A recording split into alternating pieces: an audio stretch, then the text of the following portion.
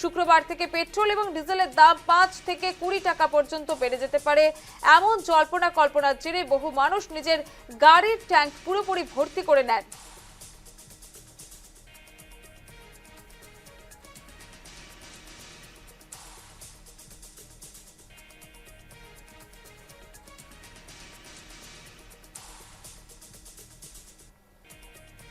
সরাসরি চলে যাবো, আমাদের সঙ্গে রয়েছেন গুয়াহাটি থেকে আমাদের প্রতিনিধি স্বর্ণালী চক্রবর্তী। স্বর্ণালী, তুমি এই মুহূর্তে কোথায় দাঁড়িয়ে রয়েছে এবং সেখানে কি ছবি ধরা পড়ছে? একেবারেই তাই শ্যামাশ্রী, দেখো আজকের দিনে সবচেয়ে গুরুত্বপূর্ণ খবর বলা যেতে পারে, কারণ সাত সকালেই সবাই যারা আসছেন তেল ভরতে পেট্রোল পাম্পগুলোতে তারা কিন্তু একবারে ধাক্কা খাচ্ছেন যে পেট্রোল এবং ডিজেলের দাম বেড়ে গিয়েছে 3 টাকা করে।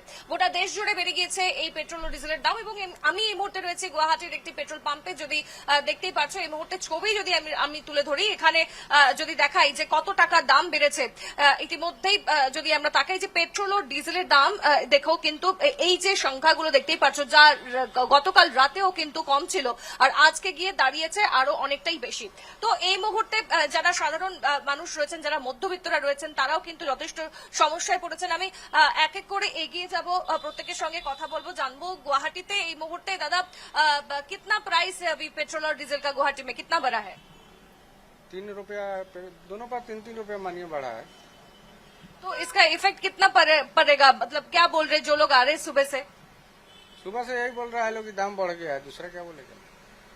ঠিক আছে, मतलब এমনটাই কিন্তু সবাই জানাচ্ছে যে দাম বেড়ে গিয়েছে, তার জন্য কিন্তু মাথায় হাত পড়েছে সকলেরই। আমি আবারও এগিয়ে যাব, এখানে ক্যাশ কাউন্টারে যিনি আছেন তার সঙ্গে কথা বলবো। दादा आज से पूरा देश में 3 रुपए पेट्रोल और डीजल का दाम बढ़ चुका है और इसका इफेक्ट कितना पड़ रहा है यहाँ पे गुवाहाटी में, क्या हाल है? गुवाहाटी में तो अभी बहुत आदमी को मालूम नहीं है कि दाम बढ़ा हुआ है। जो भी कस्टमर आ रहा है पूछ रहा है कि रेट बढ़ा है क्या है, और डीजल पेट्रोल में तो रेट बढ़ गया है। सेल में तो हम लोग का कोई कमी नहीं हुआ, अभी सेल तो सेम हो रहा है, जैसे कल हो रहा था वैसे आज हो रहा है सेल।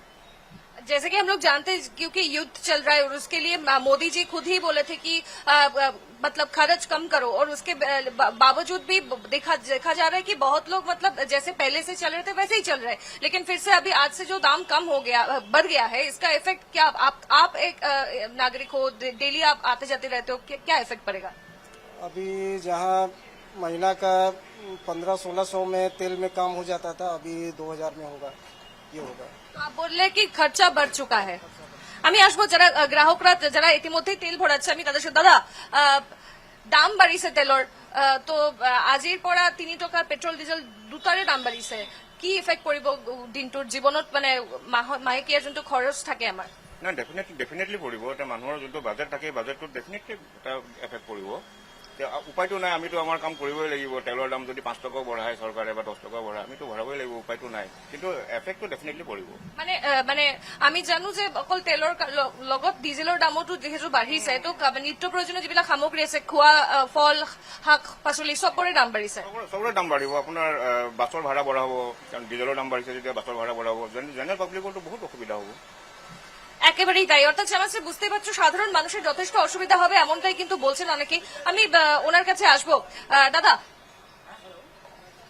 আমি লাইভত আছো, তাৰ মানে দাম যিহেতু বাঢ়িছে পেট্ৰল আৰু ডিজেলৰ, কেনেকুৱা প্ৰভাৱ পৰিব তাৰ? প্ৰভাৱটো পৰিবই, সকলো বস্তুৰে দাম বাঢ়ি যাব, অলৰেডি বাঢ়ি গৈছেই, আৰু এতিয়া যেতিয়া বাঢ়ি গৈছে আৰু এগুণ যদি বাঢ়িছিলে আৰু এগুণ বাঢ়ি যাবগৈ। 5 টকা যদি বাঢ়িছিলে নেক্সট আৰু 5 টকা বাঢ়ি যাবগৈ, সেনেকুৱা ধৰণৰ। গতিকে কি ক'ম আৰু, উপায় নাই। শাক পাচলিৰ দামো বাঢ়িছে, তো তাৰ ইম্পেক্টটো কেনেকুৱা, কি ভাবিছে? কি কৰিব, আমাৰ দৰিদ্ৰ মানুহ, আমাৰ সাধাৰণ মানুহে সেইটো বুজাটো ল'ব লাগিব। তাৰ বাহিৰে চৰকাৰ আহে যায়, একেখিনি কাম কথা কৈ থাকে, কোনো তাৰ ৰিয়েকশ্যন নহয়, গতিকে সেইখিনি চলি থাকিব। আমি আৰু সহ্য কৰাৰ বাহিৰে বেলেগ উপায় নাই। ঠিক আছে, আমি আসবো আৰু বাকিদের কাছেও আসবো যারা এই মুহূর্তে এখানে এসে উপস্থিত রয়েছে। দাদা कहाँ से आए हैं आप?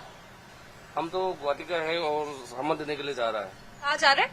सामान देने के लिए जा रहा है। तो ये जो सामान लेके आप लोग जा रहे हो, इसका टाइम रहता है और अभी तेल का दाम भी बढ़ चुका है आज से पूरा देश में, क्या बोलेंगे?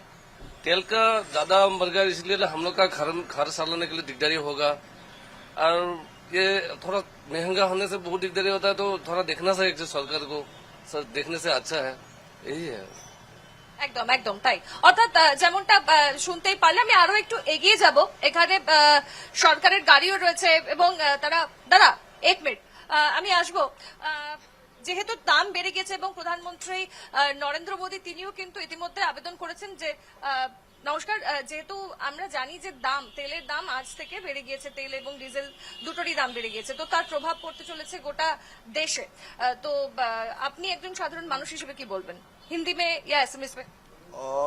তেলৰ দাম বাঢ়িছে, আমি মানুহবোৰ মিতব্যয়ী হ'ব লাগিব। আৰু এইটো যিটো সংকট, এইটো অকল আমাৰ ভাৰতবৰ্ষতে নহয়, এইটো বিভিন্ন জেগাত বিভিন্ন অৰ্থনৈতিক কাৰণত এইবোৰ হৈ আছে। আৰু আমি ভাবোঁ যে সকলোৱে, যিটো প্ৰধানমন্ত্ৰী মহোদয়ে কনভয়ত গাড়ী কমাইছে, মুখ্যমন্ত্ৰী ডক্টৰ হিমন্ত বিশ্ব শৰ্মা ডাঙৰীয়াই সকলোকে আবেদন জনাইছে, তেওঁ নিজেও কনভয়ত গাড়ীবোৰ কমাইছে, তাৰ অৰ্থ এইটোৱে যে আমি সকলোৱে এই ক্ষেত্ৰত মিতব্যয়ী হ'ব লাগিব।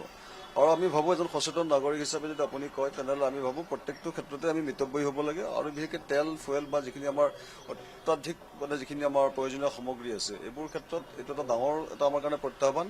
আৰু এই প্ৰত্যাহ্বানটো নেওচিবলৈ প্ৰধানমন্ত্ৰী মহোদয়ৰ আহ্বান আমি সকলোৱে শুনিব লাগে, মাননীয় মুখ্যমন্ত্ৰী মহোদয়ৰ আমি আহ্বান সকলোৱে শুনিব লাগে, আৰু সকলোৱে সংঘবদ্ধ হৈ পেলাই এই যিটো প্রত্যাহ্বান আছে আমি তাক নেওচিব লাগে। ধন্যবাদ।